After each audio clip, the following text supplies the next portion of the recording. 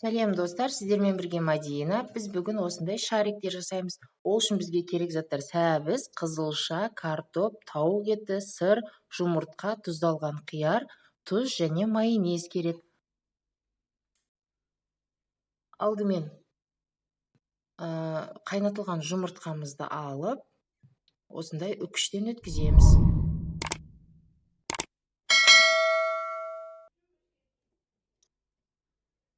Біз бұл жерде жұмыртқаны, қызылшаны, картопты, сәбізді және тауық етін бәрін алдын ала қайнатып аламыз.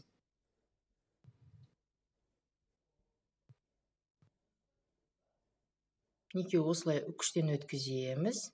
Енді мен мына жерде колбасный сырды пайдаландым. Сізге ұнайтын сырыңызды пайдалана берсеңіз болады.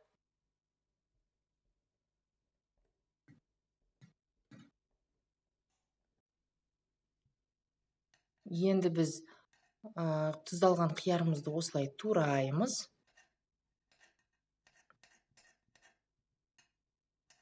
Өте майдалап тураймыз. Ұсақтап.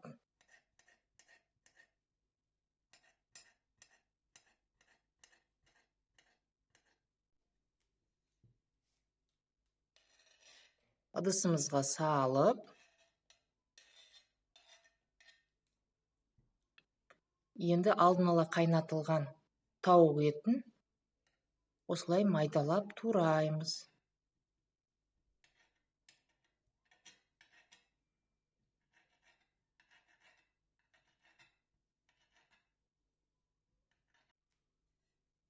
Оны да салып,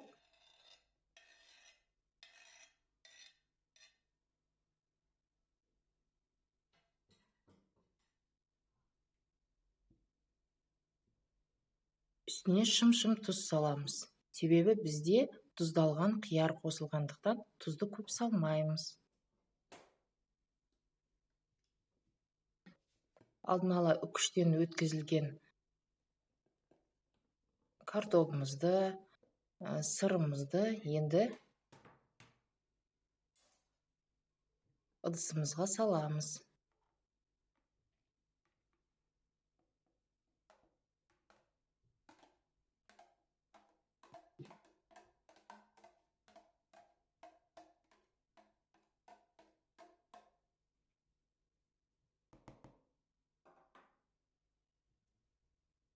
Енді үстіне осындай майонез саламыз. 2 ас қасықтай ғана майонез саламыз, көп салмаймыз. Енді жақсылап араластырамыз бәрін.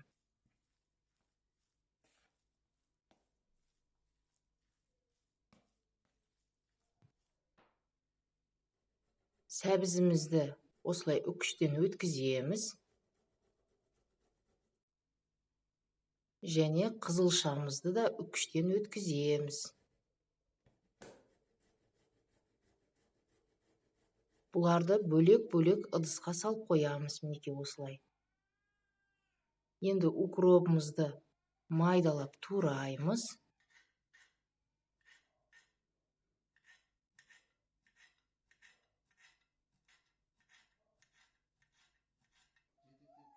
Оны да бөлек ыдысқа салып қойып қоямыз.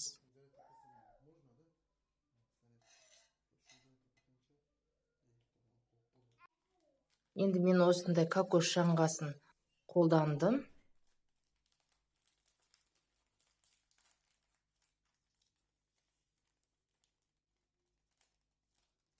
Және күнжіт бар бізде мына жерде. Дайын болған массамызды қолымызға осындай 1 шай қасық қана алып, құрт домалатқандай домалатамыз алақанымызға салып. Мінекей осындай доп-домалақ болу керек. Мінекей енді оны видеодағыдай укроптың үстіне осылай домалатамыз.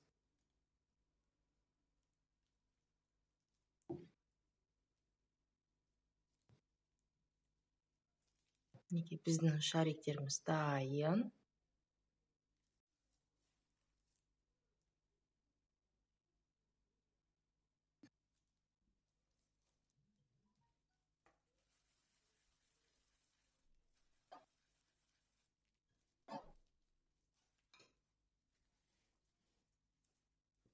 Екінші, біз күнжітке, осылай күнжітке домалатып жасадым.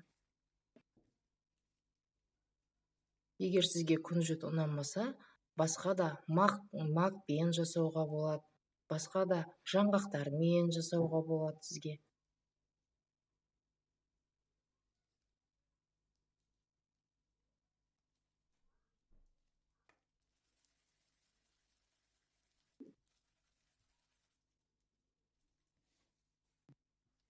Үшінші, бізде осындай кокос жаңқасы. Оның әртүрлі түсі болады. Сізге ұнаған түсін алып жасасаңыз болады.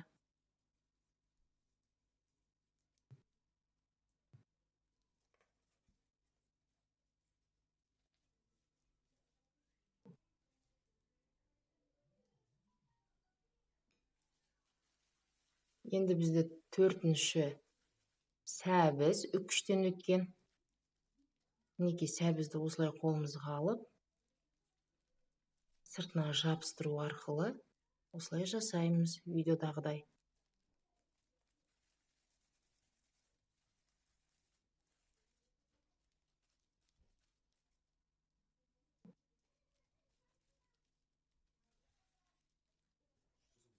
Енді бесінші бізде үкіштен өткен қызылша.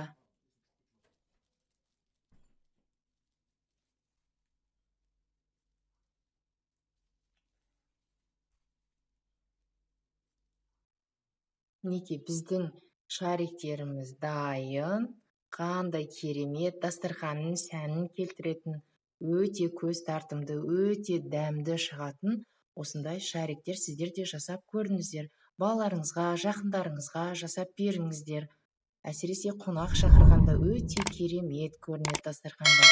Менің каналыма жазылып, тіркелуді ұмытпаңыздар.